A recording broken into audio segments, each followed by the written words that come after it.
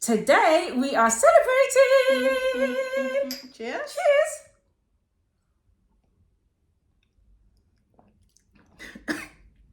We are celebrating with a shot of tequila, which just Tequila is our drink. it is our drink.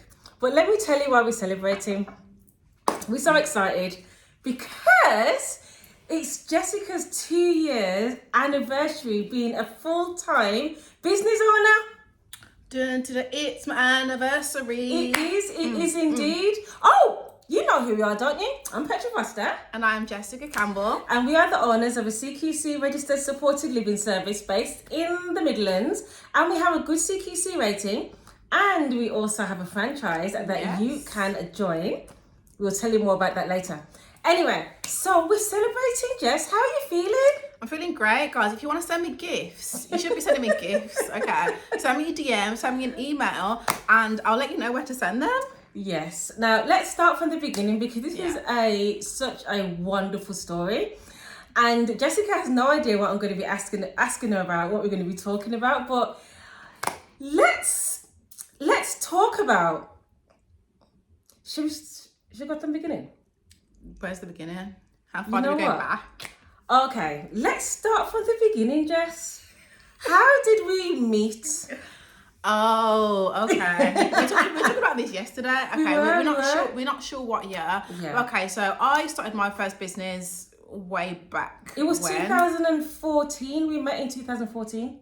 So over 10 years ago. So about 11, 12 years ago, that's when I started my first business. Which was what? Which was, I used to sell hair extensions. I thought you did the traveling before. That was after. Okay. We've been out here, we've been in these entrepreneurial streets for a while. A long time. Yes. All right, so that was your hair. So that was my hair. So I remember going to, it was my first ever networking event that I went to. It was a casino in Birmingham. Yep. And I went there, I must have been, I can't even remember how old I was 12 years ago. But it's like in my early 20s. And I was just like going to this networking event in my Peugeot 206. Yes. So I got there and he was there, Petra. I was there, and what did I introduce myself as? Like, we just started talking, didn't we? We just started talking, and Jessica just started her hair business. So at the time, wasn't you like going to different salons and selling your hair? How was you doing it? So basically word of mouth to start with, and then going to salons. And I know that I needed a website and some mentorship. So then I met this one and I hired her immediately. I think what happened was we met, and then she was like, okay, meet me at this place in Solihull tomorrow. Yes. And I went, but you know what? She thought that I wasn't going to hire her. She thought that. Yeah, you did. She was just like, oh, she even got the money to pay me. I'm just like, sis, probably. I've got it. I probably thought I'm that about it. I've always been about it. Okay. I probably thought that.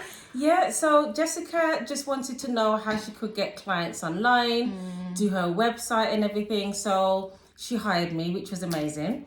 And I did her website, supported Jessica with, do you remember when branding, personal branding? You was doing Periscope lives at the time. So Periscope, do you remember when Periscope was out? Yes, so I do Periscope lives. I remember I did my first Periscope in the Solihull City Centre. I was in a corner because I was scared of kind of like being on video. And Petra watched it and she's like, oh my gosh, that's amazing. I was so proud. I was so proud. And then, so that's how our business relationship started. Yeah. And then I had a birthday party, didn't I? Yes, you did. So I had a birthday party and I DM'd you on Facebook. Yeah. Inviting you to the party. And at that time, you said that you didn't have my phone number. No, I didn't. Okay, because listen, right?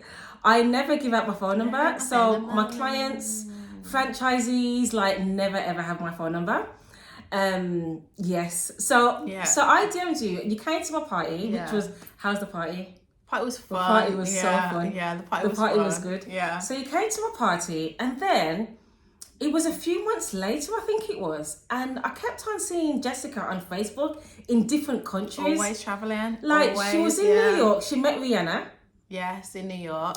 Then where was you? You were still just I was everywhere. in New York. I was in LA. Me and my cousin, we hired a car. We drove from LA to Vegas. We got a 12-hour coach from Atlanta to Miami. We were back in New York. We were in Thailand.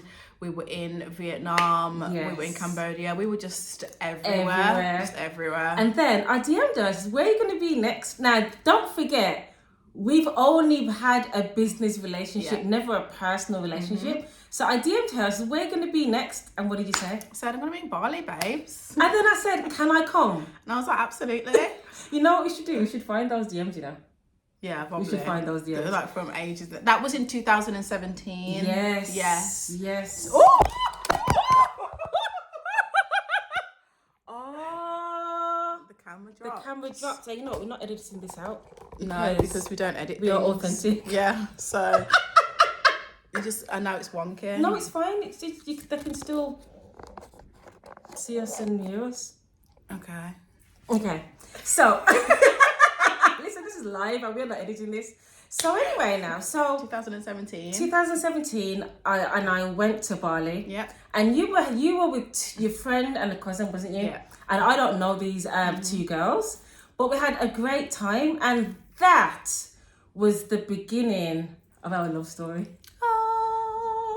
Because we just got close, didn't we, in that holiday? We did. I remember we were lying on the beach, and I remember this like it was yesterday. We were both lying down on the floor, and we had an income goal that we decided together. At this point, we didn't know we were going to be business partners. We were both just doing our own businesses, our own things.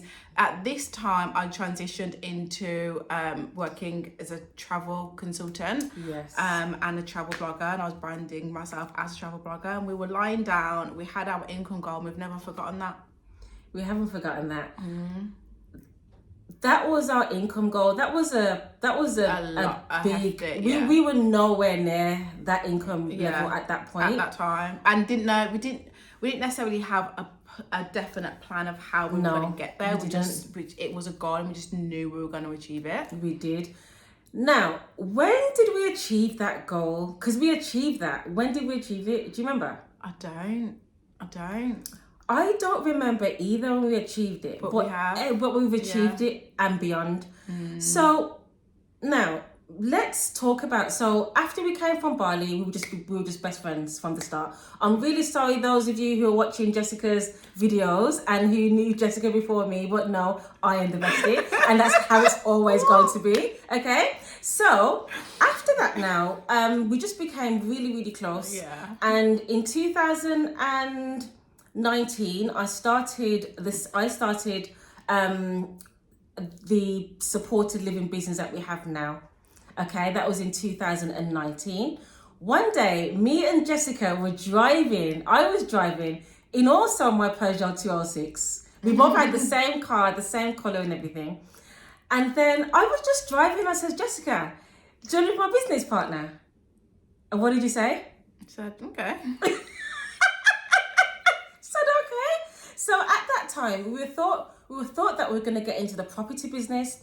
So we went on to this property course. Yeah. How was that? I learned, there's one thing that I learned on that course. It was never be the first person to present the first offer in a negotiation.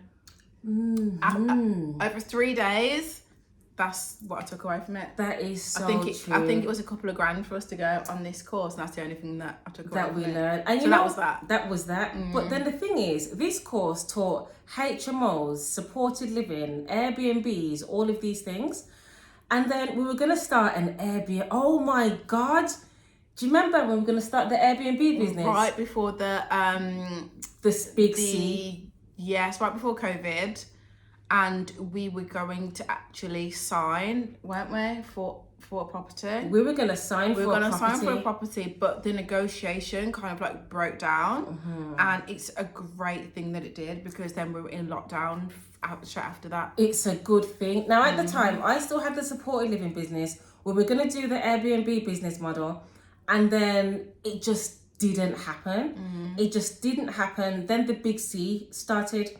But then but remember though, at the training, we realized that supported living made more money anyway than property, didn't we? Yes. We realised it anyway. We realised it.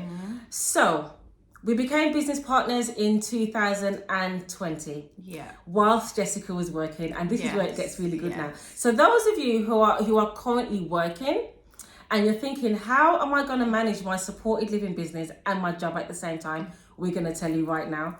So, Jessica, where did you want to share where you used to work? So I used to work in retail in Birmingham, and I worked there for a few years. But my background, I worked in mental health before this. So I have my degree in psychology with criminology.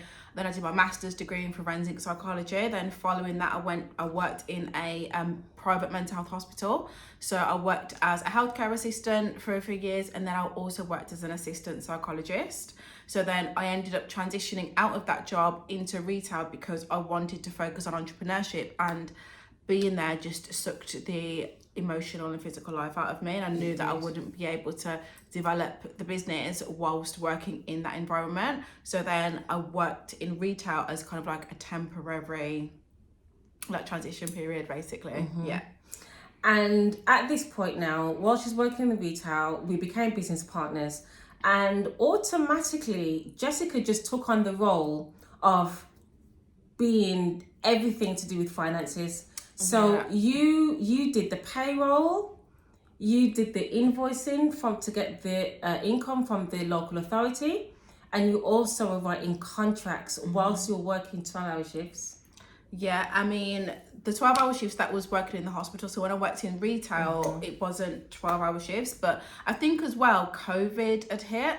So what we focused on was the CQC registration to go from unregulated to supported living and to be regulated by the CQC. So we did that process. I wrote the CQC application, wrote the contracts.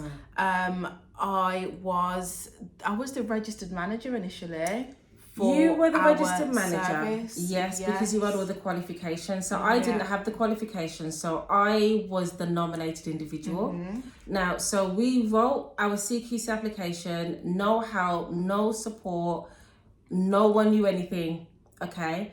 And we did it. How was that? Do you remember? You know what? When I sit back and I really reflect on those times were tough, you know? The times were tough. And I think what helped was having a psychology background and I think as much as working in that private mental health hospital was very challenging and, you know, forcing me to leave at one point, I learned so much that we then put into the CQC application that I then kind of put into the CQC interview to become the registered manager.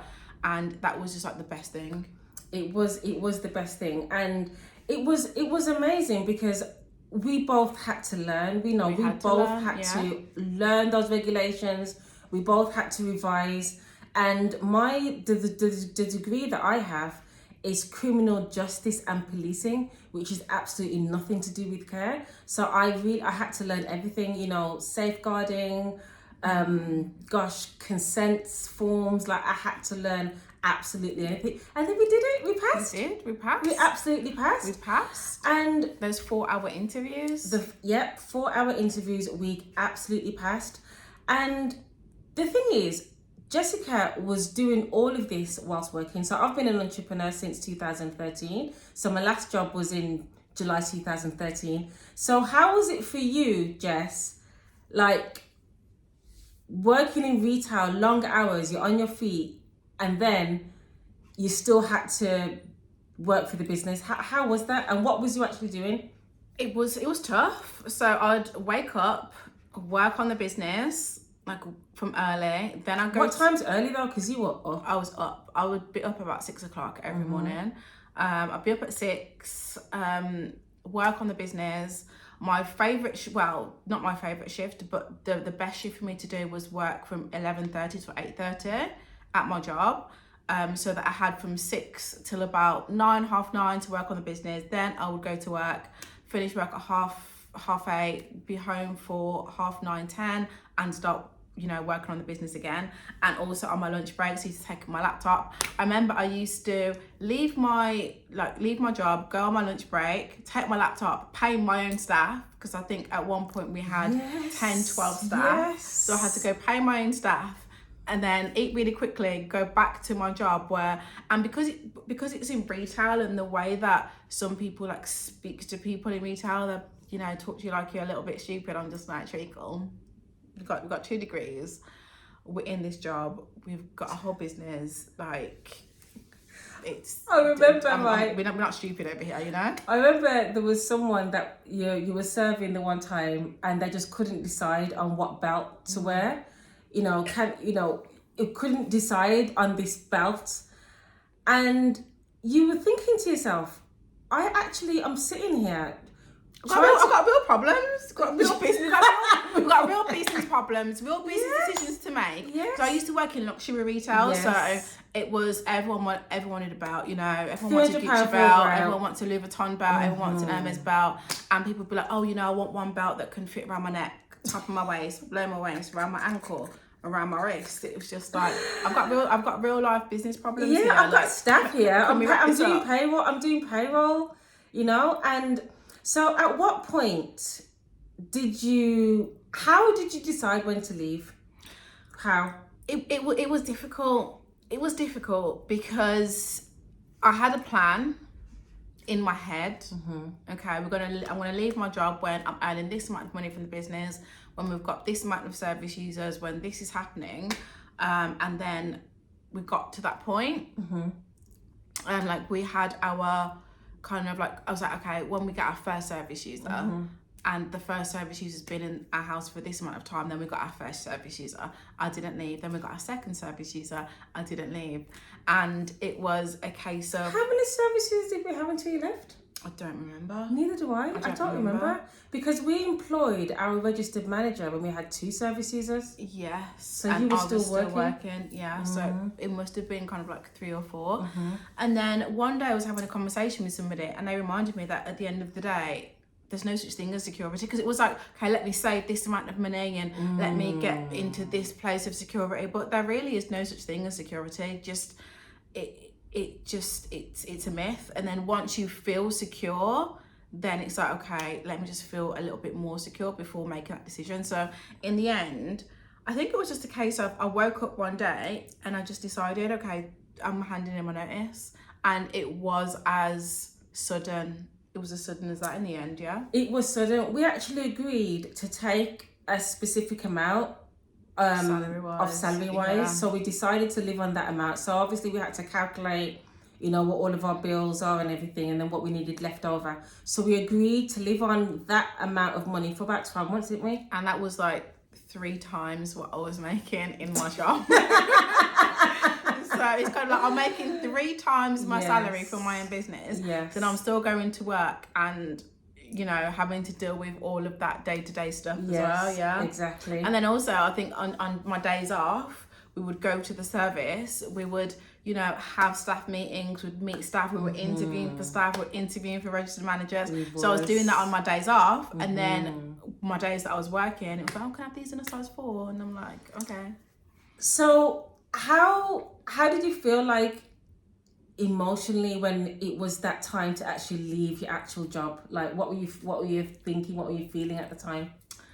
I was feeling excited, actually. I think once I made the decision, that decision's made and it's done. And I felt really good about it. I was like really excited. I was apprehensive. I didn't know what the future was going to hold, because also being an entrepreneur is hard, regardless of what you see on social media. It's hard. There's always something to do. It's mentally taxing, even when there's nothing to do physically, you know. So entrepreneurship is hard. And then also relying on your own efforts and being 100% self-employed, that's also hard. And transitioning from having a job to being self-employed is challenging. So I remember when you said you felt like when you didn't have to go to work, go into a job, it felt like you didn't know what to do with your time. Well, yeah, because ever since I could work, I've always had at least 2 jobs. I've always had a job doing my degree, a job, doing my second degree, having 2 jobs. And when I was kind of like saving money to put into business, I used to work at the mental health hospital. I used to start at 7:30 in the morning, work 12-hour shifts, and then I used to leave there and I used to do a sleeping shift at another hospital. So I'd sleep at a hospital, they'd wake me up if there was an emergency, otherwise I would sleep. Then I would go home, have a shower, and it would either be my day off or I'd go back to my job again. So it's like I was working 27 hours a day, 10 days a week, and I've always had some sort of business on the side as well. So working constantly, that was just within me. That's what I always knew. So when I quit my job, we already had a registered manager, we already had service users. So I went from working 27 hours a day, 10 days a week, to working like 2-3 hours a week. I know. And it was just like, okay, what do I do with myself now? What do I do with my time? Where do I go? It was a challenging transition for sure. It is. And the thing is, this is something that I don't think people talk about enough as well, because when you have that much free time, and then especially if you have friends that have got children, you've got friends that have jobs that they go to, you're spending a lot of time by yourself in your house. You do, yeah. You know, and when you've got money too, it's like you've got time, like you've got time freedom and financial freedom. But then you've got no one to do it with because all your friends are at work. Like, what do you do? Where do you go? Yeah. And it's tricky, you know, because you want that company, but then how are you gonna find it? And I think also a tricky part is that we're taught that you have to work hard to make good money. It's like you always have to be working, and that is ingrained, I think, within society. Like I meet people all of the time, even now, like, oh, you know, you have to work really hard for money. I'm just like, we don't. The thing is, from that time in Bali when we sat down and we wrote down how much money we wanted to make, we believe that we make money whether we work for it or not. Yeah. And it's always been a running theme throughout of our friendship and throughout of our business that we make it whether we work or not. Yeah. And that's why we actually love supported living, because it is a guaranteed income and it's recession proof, and it is because we have service users all the time that the local authorities need to pay for, so we always have that. And when you first start your business also, you may have a bit of guilt.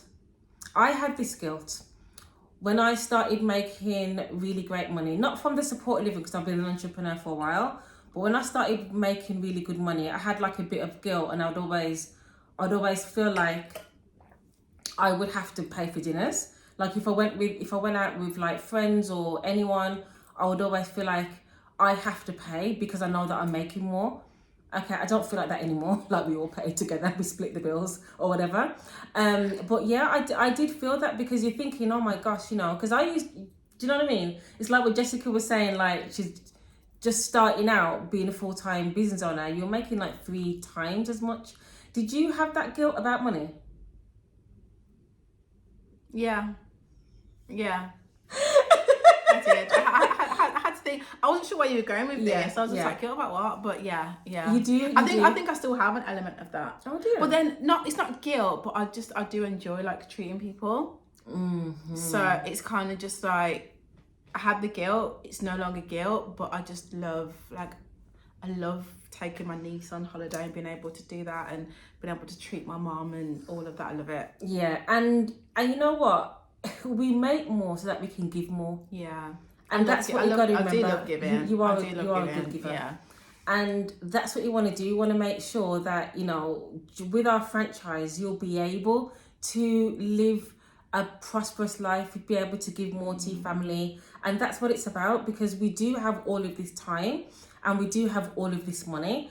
And then it's nice to be able to share that with people. And being I think the biggest thing for me is that I can be present in my relationships, and if anybody needs me, I can just be there. Like whether that's physically, emotionally, mentally, financially, I can just be there, and I think that's the biggest blessing for me. That is a blessing, because as women, we need to rest more. Okay, we rest. We need to really rest. Rest and sleep and play and have fun, be creative and shop.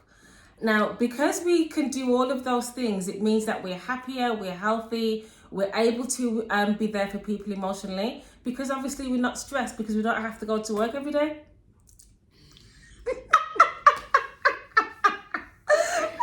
It's the truth. We do have that time. So what would you say then has been the biggest thing in terms of being a full-time business owner? How has it developed your character? Oh, that's a good question. How has it developed my character? I think I've had to, well, no, I don't think. I have had to learn a lot of new skills in terms of like being resilient, like resilience, negotiation. I feel like I'm just mentally and emotionally stronger because things happen in business, things happen in life, and you have to be able to just get through them. Like no matter what is going on in my life situation, I have to make sure my staff get paid regardless of what's happening. So I've had to learn how to kind of compartmentalize. I've had to learn to develop emotionally, spiritually, just all of these things. And also when it comes to money as well, like making money, I've had to learn not only how to make money, but how to manage it as well. And especially because I manage the finances within all of our companies, that's a skill in itself that I've had to learn and develop. Yeah, it is a skill, but you enjoy that. And obviously I know how much money she manages, and for you to come from having like a psychology degree, working in care, and then not having any business training. You haven't got a business degree, a business training or anything, but your mom helped you in this. Tell the story. So, because this is really interesting. We were just talking about it. I was thinking, this is the reason why you're so good at managing our money. So numbers has always been like maths. I've always excelled in maths. And when it came to like when I was at school and when I was younger, my mom, she put us in private maths tuition. And we used to go there twice a week and we'd do this private maths tuition. Never enjoyed it, always hated it, blah blah blah. She made us do all sorts. We used to do swimming, just the whole shebang. Every day was a busy day for us. But this maths tuition, I'm so confident with numbers. I love numbers. The way that I can just do mental arithmetic in my head, it's just like so quick. And it all comes down to the opportunities that I had, I think, when I was kind of growing up, when I was younger. So being able to like manage the finances now, it's just what I do. And then also I have a motto in life. It's whatever I don't know today, if I don't know it today, I'll know it by tomorrow. And I think this is a skill within business that has helped me to just excel. Like if I don't know it today, if I don't know how to create a balance sheet, create a cash flow forecast, if I don't know it today, I'm going to know it by tomorrow, because I'm going to go on YouTube, I'm going to learn, I'm going to hire somebody if I have to. Like right now, I write the contracts for our organisation. I have a team now. So for our business and our franchisees, I manage the contracts. Now, when we first started Prosperity Housing Group, we realised that we needed to be on local authority frameworks. Now, I've never written a contract, I'd never tendered for anything. I hadn't even heard of tenders. Now, I found somebody online, I did a training with them, then I found a bid writer. When I sent her an email and I was like, look, can I take some of your time? Please let me know how much it's going to cost. Or can you do the first one for us and I'll learn from there. She never actually got back to me, I remember. But from the training that I did, I just had to get on with it and had to do it. And it got to a point where I had to be good at it because I had no other choice. So now we're on a number of local authority frameworks, and we write the contracts for our franchisees so that they can be on local authority contracts, and so that they can, you know, win local authority contracts. And that is all based on the fact of, if I don't know it today, I'll know it by tomorrow, and the finances and the money is no different. It is no different at all. And we have also got a motto within our lives, and that is, everything we do first is IGA, income generating activities. Income generating activities. So we always focus on where we're going to get the money first, and everything else comes second. Because everything that comes second, if you put the things that come second, if you put them first, it's procrastination. You are procrastinating. It is. Your IGAs, your income generating activities, they are the ones that take you out of your comfort zone the most, I think. Those are the ones that are most challenging. And I think sometimes that people avoid doing those and do the other things and think that they're being productive, but you're not, you're procrastinating. That's correct. Yeah. And we don't procrastinate. We don't. We don't. We don't get things done. Yesterday. I don't even, I really couldn't tell you how we think the way we do. Because it's such a mindset that is rock solid, is that we know that we are exceptional. We know that everything that we touch turns to gold, and we know that we are excellent, and there's no one like Jessica and Petra. We know that. And this is the exact type of mindset that we instill in our franchisees. Yeah. We don't tolerate complaining. We don't excuses, laziness, none of that. And we don't get that with our franchisees either. No. But why? Because like attracts like. Yeah. Okay. And when we have consultations, I'm the one that's doing the consultation. So I'm looking at you and thinking, does this person have the mindset? Do they have the skill, the ability? What's their character like? It's less about your skills, but more about your character. Okay. Do you have grit? Do you have tenacity? Do you have vision? Do you want to create a legacy? These are all the things that I want to see. And because we've been able, right now, okay, so Jessica, when we first met, we both lived in Birmingham. Yeah. Jessica moved to London about 2 years ago. I moved to Dubai in May 2024. Jessica came to visit me twice in Dubai. The last time was in July. This video is now September. Now, 2 weeks ago, we're on the phone, you know what? I miss you. Let's meet. So I'm like, where should we meet? So we decided to meet in Mykonos. Yeah. We decided to meet in Mykonos because she's already been to Dubai how many times? And this is what we're talking about. This is why time and money and having the right business is brilliant, because we're able to just do that. Yeah. We're able to just do that.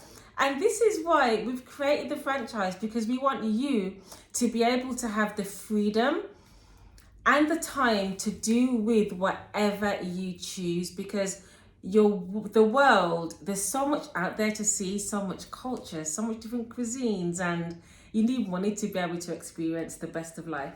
And that's what we're here to help you to get. Oh, me? You're supposed to jump in there. Yes, we are. Yes, we are. So let's just say a big, massive congratulations to Jessica again for taking that leap, being a full-time business owner. 2 years going strong, and we've already had a meeting the other day in the taxi on the way to a beach club about the next business that we're going to be starting. So we're so excited about that. And you know something? Thank you as well for watching our videos and commenting and emailing and DMing us. We always respond. And when you're ready to join us in our franchise network, all you have to do is download our free guide, which is www.phgfranchise.co.uk. We'll have a conversation, and then we'll see how it goes from there. And you can join our franchise team so that you can also have the freedom and the time, and also that you can fire yourself from your current job. And that's what it's about. And if you are struggling to fire yourself from your current job, you have to remember, firstly, there is no such thing as security. So if you're waiting for that moment, you're waiting for that security, it is never going to come because it doesn't exist. Of course, you want to have a few months worth of expenses to cover you, but there's no such thing as security. Number two, you're going to be absolutely fine. You're going to be fine because at the end of the day, once you make a decision, you can always make a different one. You know, nothing ever has to be permanent.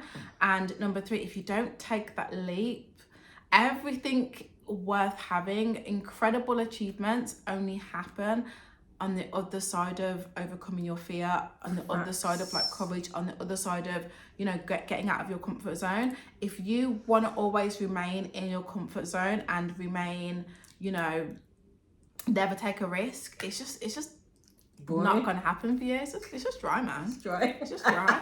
It's just dry. Don't be basic. Don't be dry.